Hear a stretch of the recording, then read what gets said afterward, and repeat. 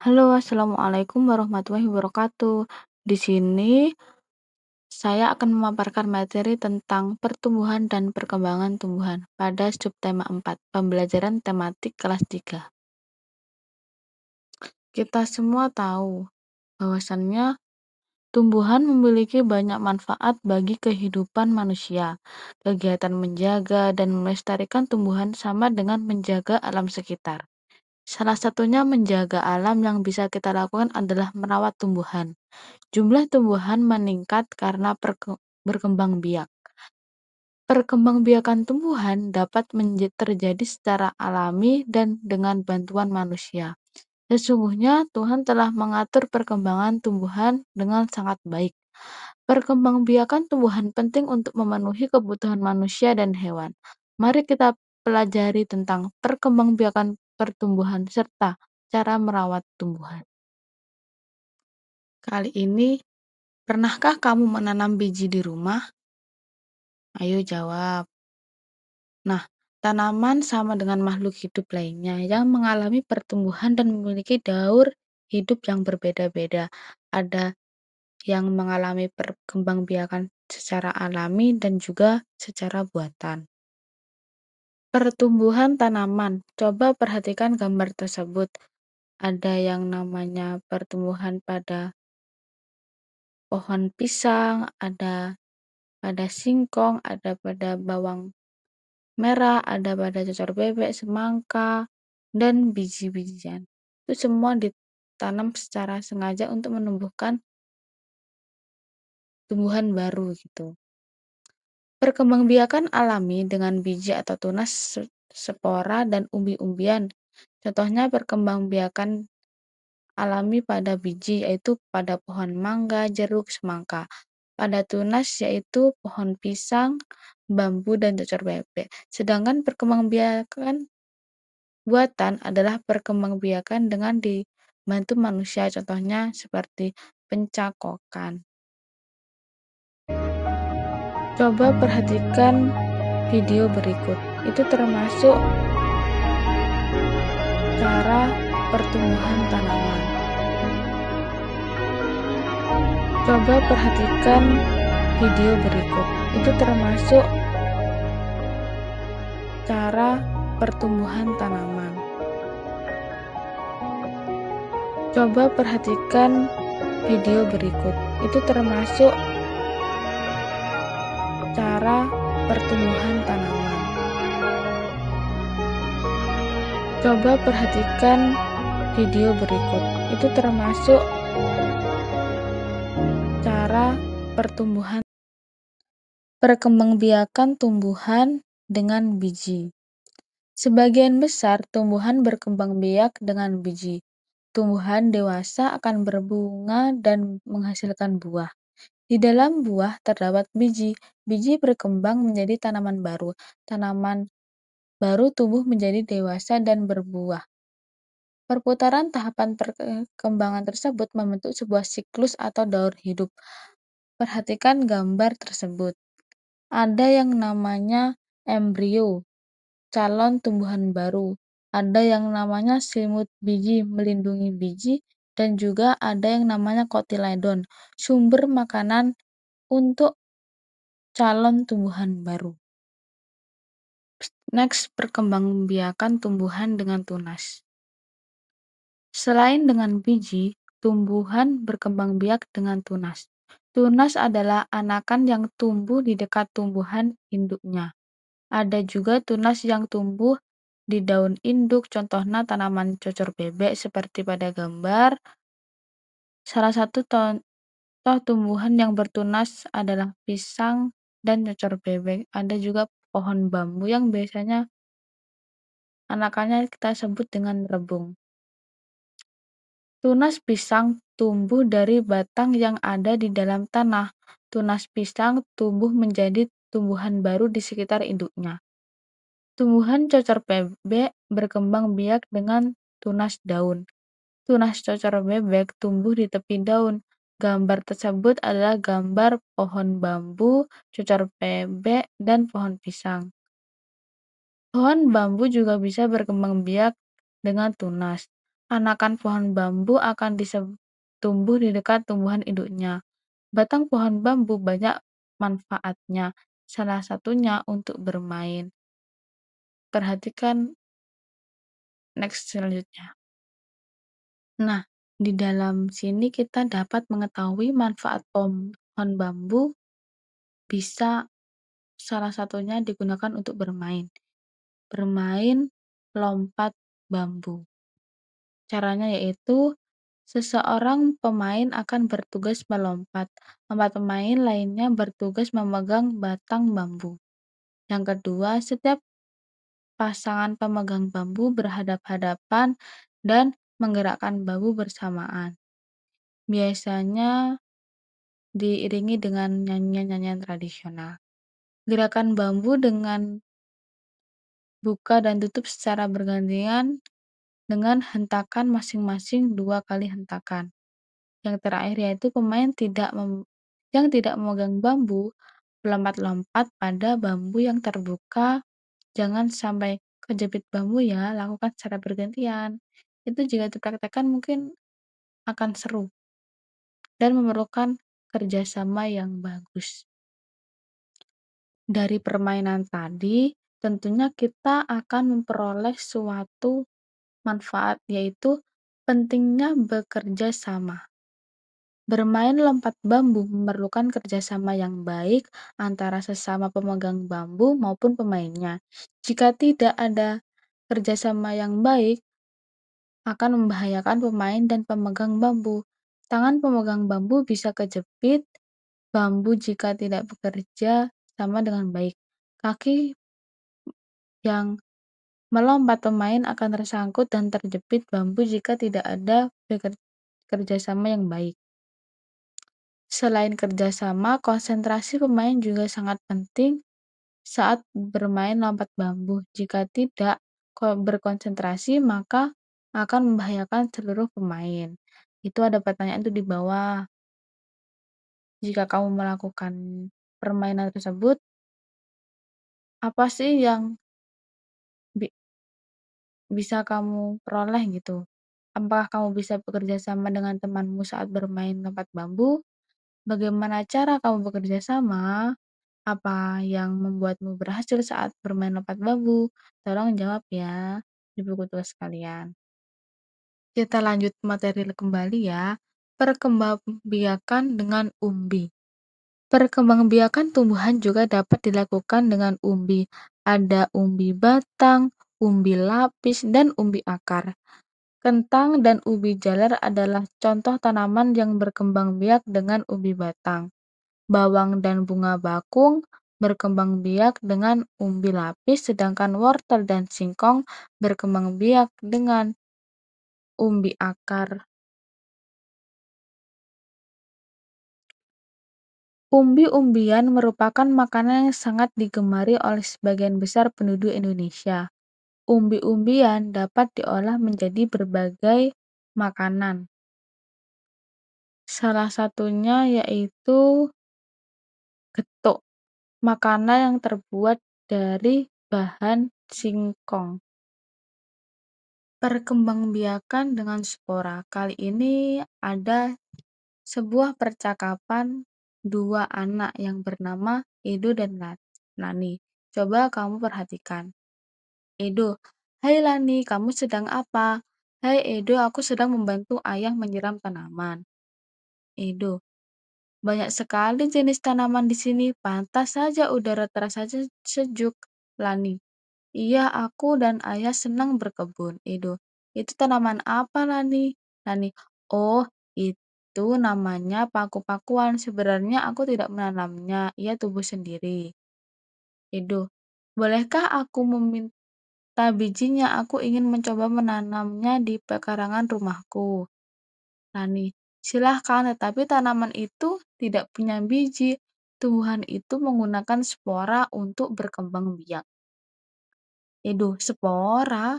Lani, "Coba kamu perhatikan bagian belakang daunnya." Edo, "Wah, ada banyak bintik-bintik hitam." Lani, "Nah, itu adalah kumpulan spora. Bentuk spora seperti biji, tetapi sangat halus. jadi dapat diterbangkan angin dengan mudah. Angin menerbangkan spora itu sampai ke sini, lalu ia tumbuh di sini. Edu, wah, kamu hebat Lani. Kamu tahu banyak hal tentang tumbuhan, Lani. Terima kasih. Itu karena aku mencintai tumbuhan. Jika mencintai sesuatu, kamu tentu ingin tahu banyak tentang hal itu kan? Edu, iya benar. Jadi spora itu adalah bintik-bintik yang terdapat di tumbuhan paku. Selanjutnya yaitu perkembangbiakan buatan, yaitu cara mencangkok tanaman. Yang dapat dicangkok itu biasanya pohon yang berakar tunggang. Ada pohon mangga, pohon jambu, dan lain-lain. Beberapa jenis tanaman juga dapat dikembangkan dengan perkembangbiakan buatan. Perkembangbiakan buatan adalah perkembangbiakan yang dilakukan oleh manusia, seperti menyangkok, stek, dan menempel. Mencangkok tanaman adalah cara paling mudah dan murah untuk mengembangbiakan tanaman. Keuntungan menyangkok adalah tanaman tumbuh lebih cepat dari biasanya. Mutu tanaman biasanya lebih baik dan dari tanaman induknya. Kekurangan tanaman hasil cangkokan adalah lebih mudah roboh.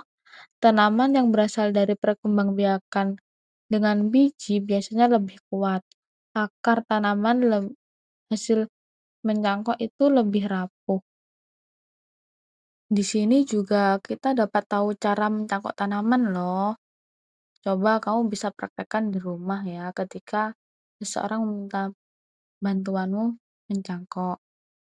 Atau bisa dilakukan pada tugas praktek di sekolah.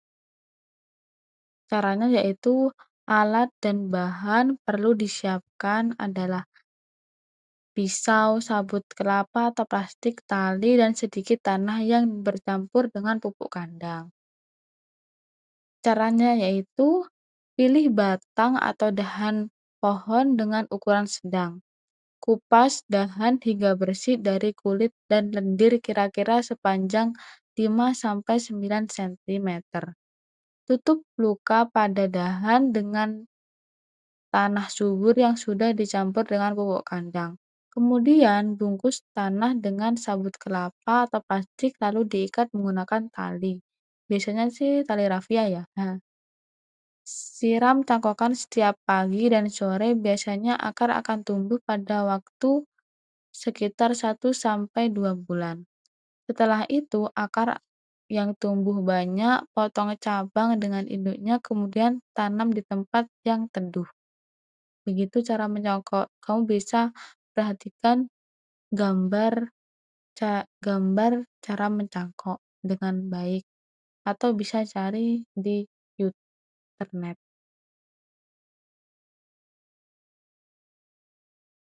Hmm, bunga nasional Indonesia. Beberapa negara memiliki bunga nasional.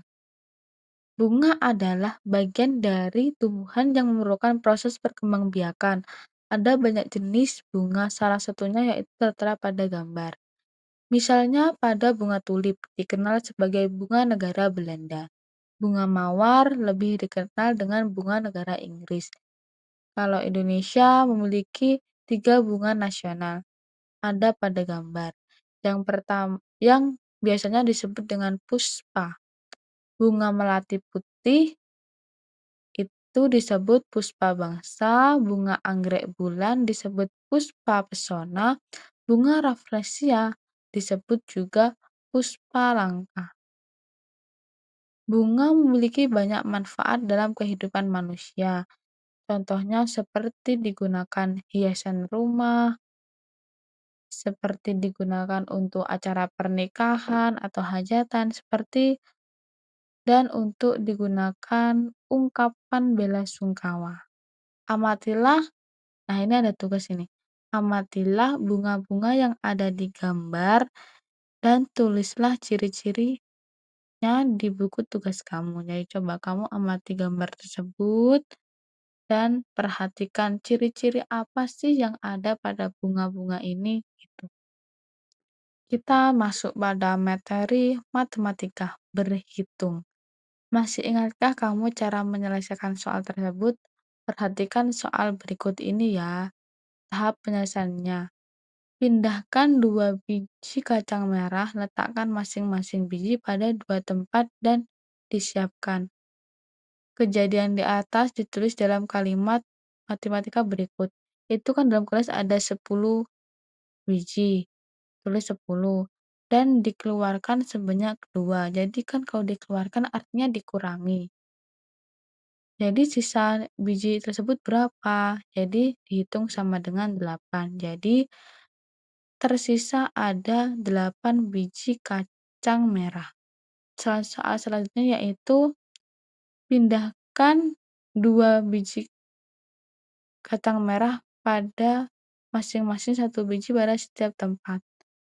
Kejadian di atas kan ditulis 8, kan sisa yang tadi kan sisa 8, dikeluarkan lagi 2, jadi hasilnya itu 6. Jadi sisanya yaitu 6 biji kacang merah. Lakukan terus-menerus hingga toples habis.